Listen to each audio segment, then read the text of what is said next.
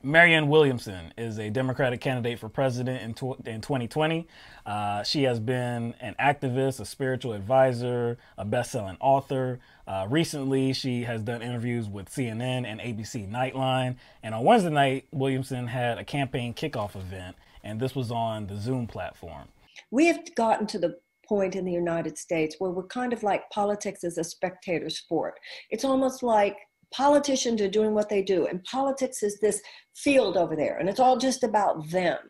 It's kind of like how we used to look at doctors. We don't look at doctors that way anymore. We know that we're responsible for our health, and doctors are consultants, right? Okay, so we have this thing with politicians just drop in every 2 years or every 4 years, and they say, send me to Washington and I'll fix it. But we know now that it's not as simple as that. Something has gone wrong in our society.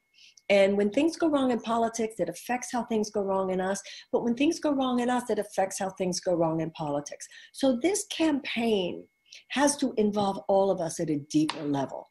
All of us at a deeper level, not only in terms of helping us get elected. It's got to be deeper than that. It's about all of us getting involved with the dimension of our citizenship that maybe we had not really expanded into before. And then when we actually win the election, it has to continue. It can't just be, okay, you're dismissed now, we won. This has got to be a shift in all of us. Martin Luther King said there has to be a quantitative shift in our circumstances and a qualitative shift in our souls. So we have to begin with a qualitative shift in our souls. And that qualitative shift in our souls has got to be that we realize our responsibility. It's a shift in your soul when you realize, I'm responsible not just for my own life, but as a citizen, I'm responsible for what happens in this country. And as a citizen of the world, I'm interested in what happens in the world. Each and every one of us are immune cells. And so much of what's happened in this country and in this world that we don't like are like opportunistic infections that would not have occurred had the immune cells been more vital. So I'm calling you to join with me, not just to help me get elected. I want you to join with me in each and every one of you in your own life, thinking of yourself as a surrogate for this campaign. It's not just that I'm trying to go into a deeper conversation. I'm inviting you to go into a deeper conversation with me. Who is this chick, dog? Oh, Who man. is this chick? I like how she definitely puts the onus on citizens. That's right. Like, you know what I'm saying? Like, not putting the onus on the politicians. It's kind of like an extension of the conversation we had the last live show. And kind of, like, my perspective is that, like, our leaders are a reflection of us. And that definitely sounds like the direction she's going. And, like, just from what I glean from like, everything she says, it just sounds as if she's trying to get people away from the entertainment value of politics. You know what I'm saying? She wants people to wake up, man. Yeah. And like you said, we've heard people that have really preached to that before. Like we need an awakening. We need a revolution. We need to do something very different. We need transformative change.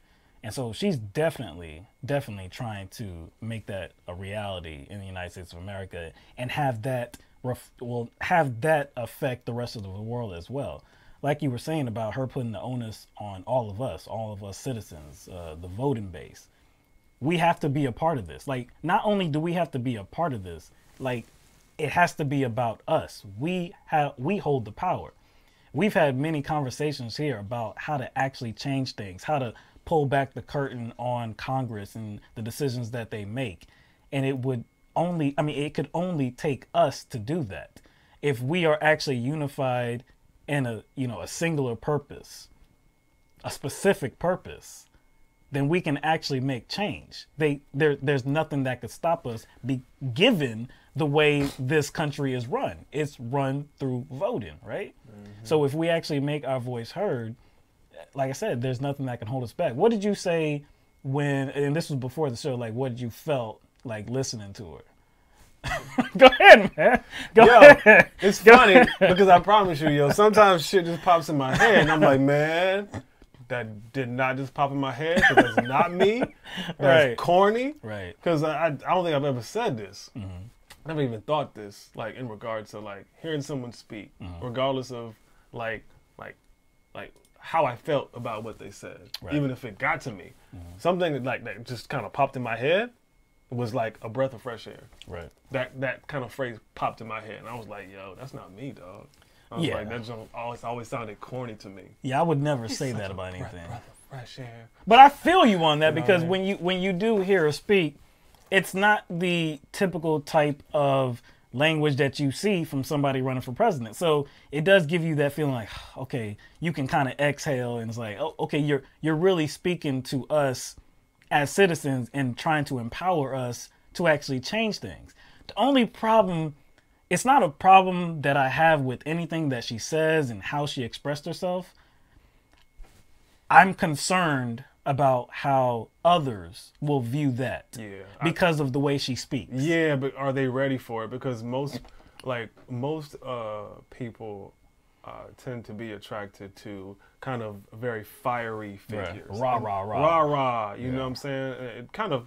It makes sense, considering that many people view their political life as a team sport, right? So it makes sense that people look to candidates that have kind of this rah rah, go get them kind of rhetoric, and she really doesn't have that. From